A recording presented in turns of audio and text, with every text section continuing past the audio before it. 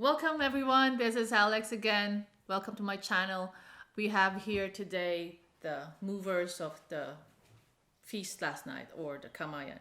So Sunday, September 15, the day after the event. We have here now Yana Gilbuena of Salo Series and Michelle Østbø from McKinney. They will tell something about themselves, and here's Michelle to start. Hi guys, my name is Michelle Østbø. I'm originally from the Philippines and I've been living here in Norway now for almost 20. Did I say that right? What did I say now? 20 years. Yeah, I think it is about to be like that. Yeah. So, I'm still cut on my coffee, so if I can have a cup. So I'm starting up McKinney, and I've been more or less working my way up to start a restaurant, and pop-ups is my thing at the moment. And here's Yana from San Francisco, Salo Series. Hi guys. Sorry, I have a little cold, so my voice husky. is a little husky. This is not my normal voice. So I'm originally from the Philippines too, born and raised there. I moved to the U.S. When I was 20, and I started Salo Series back in 2012 or 13, and then I started doing pop-ups throughout the 50 states, and I finished that in a year, and then I couldn't stop, and that's why I'm here right now in Addict. Stavanger. I'm a travel pop-up addict. Okay, Michelle. So how did you come about organizing this pop-up event, or with the idea of bringing it here? Well, it was basically out of the stuff that we've been doing for the past years. And then we were neighbors in Sandnes, and then you moved to Stavanger. And I was watching videos on YouTube. Yeah. And I found the 24 series of her. Yeah. And after watching her video, I'm like, her video reminded me so much of how you work in the kitchen, because you focus on the quality of the food and the creativity. And I was like, how would it look like if you two artists in a kitchen like mesh and do something? You know what? I didn't even know that she asked people to contact her if they want collaboration. Neither I did I. only found out when she said that, oh, I contacted Yana. Really? And then I went to your site. Oh, yeah. She's asking for collaborators. I didn't know about that. I've been following her for years and I didn't know. None of this was planned. They're just like, No. I wanted to see like who were the other people that had been interviewed for this 24 feature. And I saw some from Australia. There were other people in US as well. But as I was like, I don't know. I would just feel like what other, like, who else is doing this kind of like other entrepreneurial Filipinas out there? What are they doing? What made them do it? And after I saw yours, I was fangirling like crazy. Yeah, I know. I'm fangirl as well. So I was like, I don't usually send emails to people like afterwards. Oh, it was super inspiring and fun. But I just did, and I'm like, yeah, it'll be what it'll be. But I just said like, thanks. And then she replied, and she's like, yay! So she replied, we go to Yana. So how did you decide on doing the European tour? I know you did 52 weeks in the US. Yeah. So So I guess when she emailed me, this was, I don't know, back in March. Spring, I heard. Yeah. March, April, something like March, that. April. Yeah. And I was like, oh, that's so interesting. I'm going to be in Europe already for like my friend's wedding. Yeah. So I was like, let me see if I can like just make a little tour happen, because I've been planning on doing a European tour for years. But because I wasn't a citizen yet, I just became a citizen. Oh, congratulations. 2 years as an American. Thanks, Trump. Wrong time, though. He approved me. You can't take it back. Yeah, we can say anything. anything. But, so it was hard for me to travel with a Filipino passport, and to come here to Europe, I had to like get all the different visas. Yeah, et cetera, et sorry, cetera. I know what you mean. So I waited for it until I got my passport and my citizenship, and then when she emailed, it was just like what do you say? It's That like, kismet. Yeah. It was like perfect timing. Serendipity. Yes. Yes. So I was like, okay, I'm gonna make it happen. I'm just gonna have to clear it with my husband. That you're gonna be kidnapped. Actually, you already planned it before you cleared it. It's just of course. You It's don't just- have a choice. Just say yes. I mean, Like, by the it way. was more of a statement. Yeah, Like, statement. For information For your only. information. Yeah, for your information, this is what's happening. Yes. Okay. Don't take any ideas. It's happening anyway. So yeah, I mean, we just planned it out. It was Yeah. pretty fast actually when that happened, and I I was sent like, you the hey, email. We yeah. started Yeah, chatting yeah. on the phone. And then she was like, oh yeah, what do you need? And all of that stuff, all through email. We Yeah, yeah. did talk on the phone, I think, It was for a a what- good 2 hours or Yeah, something. 2 hours. Yeah. Telebabad. it wasn't planned. Telebabad, It was like yeah. email. and, like, Telebabad, just to clear to everyone, telebabad is like a lingo in Tagalog before that you stay for hours on the phone. For And hours. just hogging the landline. Yes. Landline. Not cell phone. Landline. Line. Oh my god. So, for our next question, what made you bring Filipino food in the forefront? I think for me, Especially in the US at that time when you started. so I think my catalyst was, it was winter in New York and it was like snowing, it was miserable, and yeah, I know. I'm a tropical girl. I like my sun, so it was like, Tropical girl will always be Islander. tropical girl. yeah. So I went to I was staying in Brooklyn, and it was not even like the nice part of Brooklyn. Yeah. It was like in The heart. ghetto.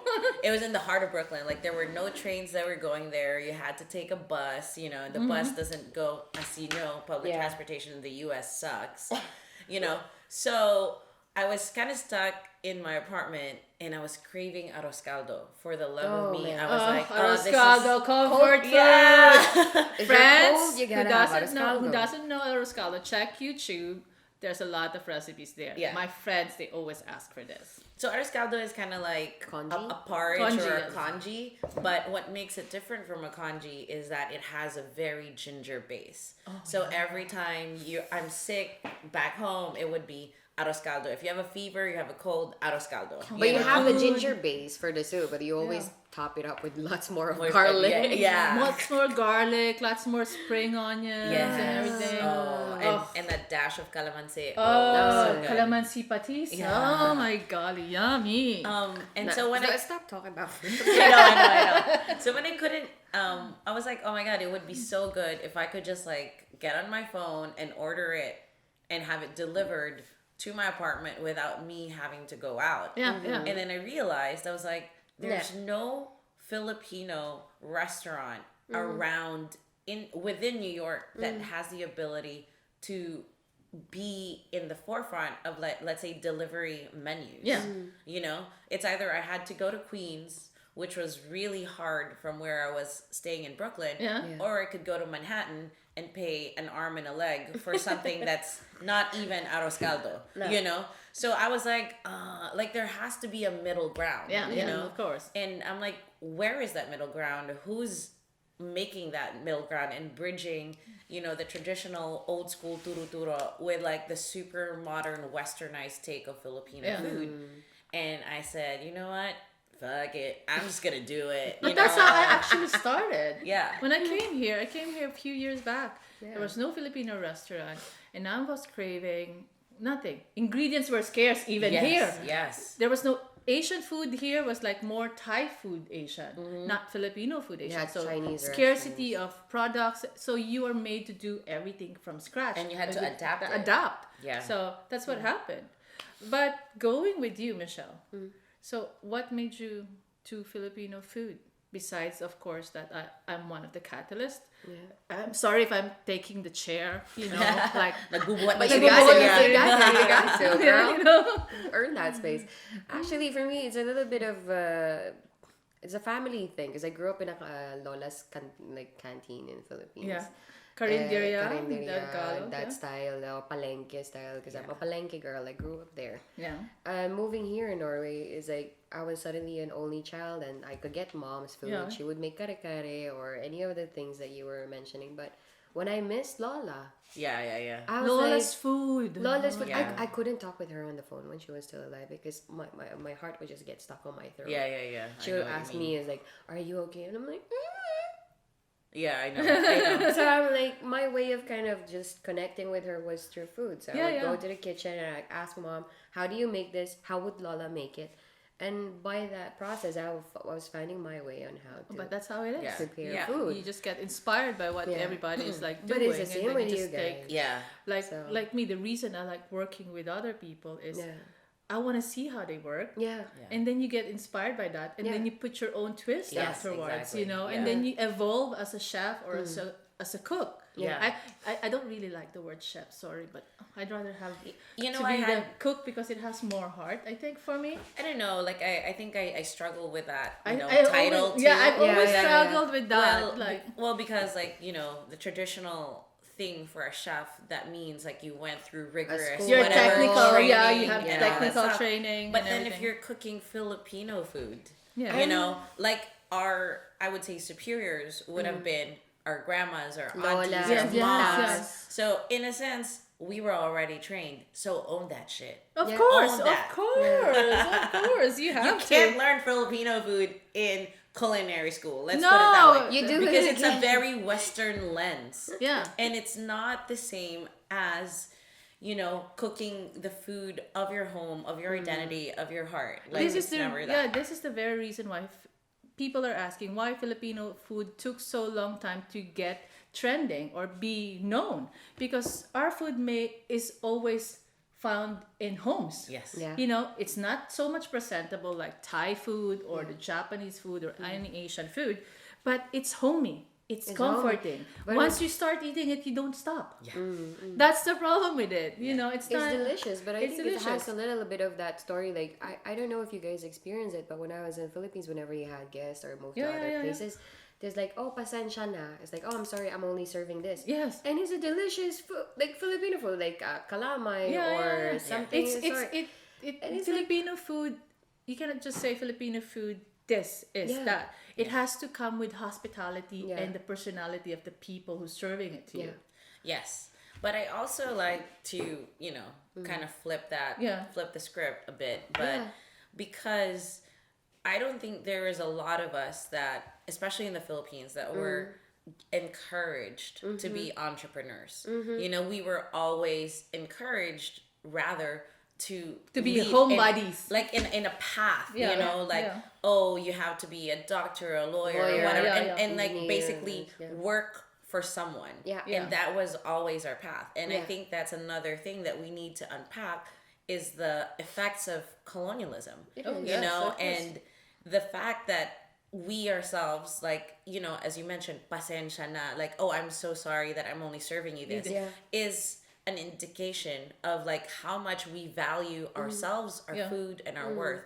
And I think, you know, if you go to someone's house, you know, in a different culture, in a different country, they would never say sorry for serving you whatever it is that they served you. No, they're You not know? gonna apologize. That's what I Definitely. mean. Here's the food. Eat it. Yeah, so that's what we need to start to, you know, Become more unapologetic of our own yeah, and existence. start to decolonize that and Be like more proud about be it. more proud about But who in a we are and fair what we sense, do. though, we're doing the like opposite colonialism now. Now we're going to the other countries, learning the culture, and then suddenly like, hey, we could portray this differently too. I think it's more of an Adaptive. adaptation. it is an adaptation, Yeah. but it's also the thing that makes it difficult for other entrepreneurs or Filipinos to actually start something, because it has to do with that you go for the stable jobs. Yeah. And when you get the stable jobs, it's become a stability. It's Yes, like yes, you're yes. financially safe. So the risk of starting up something is also becoming higher. Well, also that's what I mean by we were not given the opportunity to be entrepreneurs. Like we were actually discouraged, you know, because like, you know, when we were back home, they're like, oh, you're a negociante. That means you're such a risk taker. You know, you're kind of like It's nice to be a risk taker. But you know, But that's the part of in it. Yeah. Philippine culture, that's kind of like, oh, you know, like you're kind of like you're on the fringes. Let's not put even it that being way. a chef. Yeah. It's not even chef in the Philippines, Yeah. because if you say you are a chef in the Philippines, you studied in Le Cordon Bleu or Yeah, in yeah. Switzerland for that matter at that Yeah, time. yeah. You know, so as a person working in the kitchen, it's mostly like you're a cook. Oh, you're working in the kitchen, like Yeah. low life work. Yeah, they don't. yeah, They exactly. look down, look on, down it on it. and everything Yeah. like that. So, but now it has That's become interesting. so. Oh, this is the in thing. It's a trend. Or Yeah, you know. and also like there's this. I feel like it has almost become like an elitist Yeah, thing. it has you become know, like that. and it's like, I love that there are people out there who are saying we're elevating Filipino food. I really hate that word because it's like, who are you elevating it to? To whose standards are you elevating it to? And most of the time, it's to the Western standards. Yeah. It's like we don't need to elevate our food. We need to celebrate our food. Yes. Because it's already good as it is. It's We just don't to present it Yeah, nicely, nicely. to make it more palatable for the people who's gonna because eat there's it. always a misconception about Filipino food, like, oh, it's always brown, it's Like what I said overcooked, last night in the fatty, event. it's Yeah, it's fatty, it's greasy. not healthy, it's greasy, Like, because it's they actually always see not. like the It isn't. Americanized Filipino Yeah. food. That's Yeah. what they see, but Yeah. they haven't seen like if you go to the islands, Yeah. when you go back home, like when they catch the fish right off the boat, Clean cook it, it for grill you, it. right grill away. it for you, the oysters, It's the as shell, healthy like, as you can get it. oh my my God. god, like the you best can't do inihaw na bangus, grilled bangus I Milkfish. had, Yeah. milkfish I had was like from Pangasinan, straight from the market. Went straight into the grill, and after that, like, my husband can't forget about it. He still dreams about it up to now. Yeah, because it tastes so So good. It's like, and even though it's so full of bones, you eat it. Yeah. It's nice. You remember it. That's the food that you remember. Right. And I think what most Americans, or actually most Westerners, know of what Filipino food is actually just fiesta food. Yes. Because it's what you would cook, when you are Highlights, having a yes, lot yes, of guests. yes. So that's why they know lechon, lumpia, pancit. Those are like because birthdays. Special yeah, occasions. special we don't occasions. eat that every day. Like, No. if you were to make lumpia for at least 20 people, you will be in the kitchen for at least 2 hours. Oh, yes. Like, that's how labor intensive lumpia. So we don't cook that on a daily basis. Like, Even fried chicken, That's that's what I bread mean. that's like we take don't- hours, yeah. Yeah, and Like it's everyday like, food is like. and that's what they think Filipino food is, and it's like, no, it's not. It's actually It's much more. it's very vegetable driven. It's very seafood, and there's not literally not a only- lot of it's fish fry. and I know, rice it's and not only vegetables. that. When you say Filipino food, like when I was growing up, sorry if we are out of topic. We just so engrossed with We're food. very passionate about it. Okay, we're getting to the We got topic into the again, but we'll history. just continue this conversation. When I was growing up, like, we have to have soup, fish, vegetable. Yeah, It has to be complete. That's the triangle. yeah. You cannot have, if you have a fish, you have a vegetable. If you have, and then a little bit of meat. Yes. It's not actually more meat. It's No, like, it's not It's meat-driven. mostly Opposite. vegetables with a bit of meat. Yes, you know why? Yeah. Because it's expensive. Expensive. It's And expensive. it's Fish? not easy, Easy. to get Yeah, them. especially you know? beef. Come on, beef is Yeah. for special Oh, God. occasions. Yeah. And then if we do have pork, you use the offal, you use the bones, and You use you use everything. everything. That's what Yeah. You don't wanna know, waste You any don't bit want to of it. waste. So, going back to our topic about the event last night, Yeah. the Filipino food Kamayan. How did our guest receive it?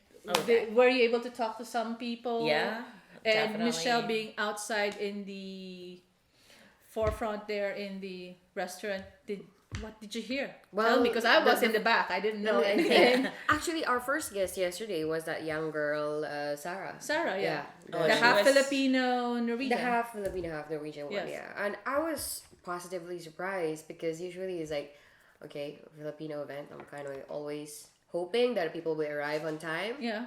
But I'm always like, there's a risk of showing Filipino time too. But she arrived, and with that, like, then Yeah, yeah. guests following too as Yeah, well. yeah, yeah. I was really happy with the first arrival of the guests. Because then I asked them if they've been with the Kamayan before, Yeah. what they know about Filipino food. And they were like, no. So I handed them flyers. And it's like, I was kind of getting a feeling of what they were expecting. Yeah, yeah. So what was the expectation? The vibe that I got was that they were there to enjoy it or find out what it is. Oh, that's Yeah. good. Curiosity. Yeah, So exactly. it's just Yeah. pure curiosity. There was no like bar. I'm like, oh, it's gonna be like this. It's like no, they want to experience what is it. That's why I didn't want to put out the menu right Yeah. away. Few like 1 week before. I wanted Yeah. to put it like just a day before, or a few Yeah. hours No, it's before, good. because you don't want people backing out. Oh, I don't like that menu, Yeah, yeah, and they yeah. haven't even seen it or I tasted know. it. Yeah. But at the same time, when they started sitting at the table and they were looking like it's all covered in bananas, and I was like looking at their faces like, ooh, Yeah. it's so good. And they was like, there's only banana leaves. Where's everything? We did forget the napkins though. Oh my Sorry. God, I was so like, Come oh my on. It's god. like, she said like, I'm gonna get the napkins. It's like, and when we got there, it's like, where's the napkins? When I We was- were looking for it and then we forgot it. It's like, Yeah, we got But it was distracted. very good And- solution with her. yeah. But Yeah. what about you? What were you able to talk to some Um, people last night and I was got able- feedback yeah. or whatever? I mean, as we were also serving, yeah. you get that immediate feedback Yeah. also, like, you know, just the presentation of the dishes Yes. and like how they were eating it, you know, all that stuff. Like, it was nice to like to get that reaction immediately. But even after the dinner, they were all like, "Oh, this is cool." At first, I was like, "Oh my god, they look very stoic." Yeah. That's I'm the like, reason they were for just you. like this, I know. Stoic. I was like, Stoic And I'm is like, that's the oh word. my That's the God. word. and I'm like, "Do you smile at all?" Like Culture any reaction, shock. We're any just, reaction. we're just used to using our Yeah. whole body to communicate. Well, culture here it's shock. as Yeah. neutral as you can get. Yeah, oh It's my almost God. like if there was a master class for a poker phrase, yeah, welcome to Scandinavia. no, but it was so funny at the end of the night when everybody was like standing up and everything after all the presentation. People were like getting Yeah. into the kitchen, and Yeah. then she like bang, like Yeah. what is the kitchen the central point? Yeah, Like, it's always Like, After, you know, after you introduce that, it's like so anyone wants typical to bow Filipino on. Yeah. kitchen, Yeah, right? yeah. Party, like ending up in the kitchen, chatting in the kitchen, and Taking saying baon. goodbyes for like an hour or two. Yeah, it's a Filipino goodbye. It's Yeah. a Filipino goodbye. Yes. You have to at least say it 3 times. Yeah. All right. Michelle, what's next for you? That's you a good question. Yeah, you started with McKenny, which came about after this event. So, Yeah. what's next? What your rough plans for the next few months, The rough. or the next year? The next year is actually because I'm really liking this idea of creating more events and bringing people together. And to be honest, it's like I have no concrete plan of it's gonna be a pop up Yeah, or it's yeah, gonna yeah, be yeah. like this, because my experience is that when I go by just a gut feeling and I meet someone like in our case is like the more random it is, the more exciting it is. So Yes. what I want to do is I just want to open myself up to what opportunity comes. Yeah, that's And how if it is. there are the events and I can connect people and places, then that'll be it. All right, that's Yeah. good to hear. So Bravo. Yay. Yay. And Yana, tell us your next stop and any plans of coming back. Next stop is Copenhagen, Yes. Berlin, yeah, Vienna, Milan, and then Brussels. Okay. So, and then after that, I'm gonna take a nice winter break. Yeah, winter break. are you gonna okay. have it a hive? I'm probably gonna hibernate for a little bit, and then come out in the spring, like a bear, like a bear. Like a bear, yeah. But I was already talking to my husband about like coming back here in the spring. Yeah, yeah. and, And what did he doing- say? I'm curious. What did He has to join say? them. Yeah, he said, yeah, totally. We're gonna do that. Like he was like, I'm very interested also in like coming here, Yeah, like yeah. just based on like all the stories that I've Yeah, been yeah, telling him. yeah. So yeah. Okay. Have you seen any sights around? We went to downtown Stavanger. Where else did we go? Well, we're just basically shopping for the event. I so know. it's a lot of She- food I know. places. We brought her to the fishing market. Yeah. Yes, that was cool. That was cool, but bloody expensive. Fish. Yeah. I'm Torga. sorry, the Fisketorga. I'm Fisketorga. sorry, guys, but it's nice to go there. But for me, it's kind of. Yeah. Yeah. Hindi tayo I'm makabalat. Filipino. I'm a little bit, cheapy. Yeah. So The best Siguro is- quality for the least amount of money. Yeah. And then we you seen the boats, the fishing boats. Yeah, the fishing boats. But they mostly, like I said to you before, like it's only crabs and shrimp. And then if they have like if they have fish in between, then they would sell that. But they didn't have fish. So, but did you try any food? I had whale tapa. Yes. She had whale tapa. Clip of the photo here. Yeah. And yes, it's yummy. If you're very curious, it's yummy.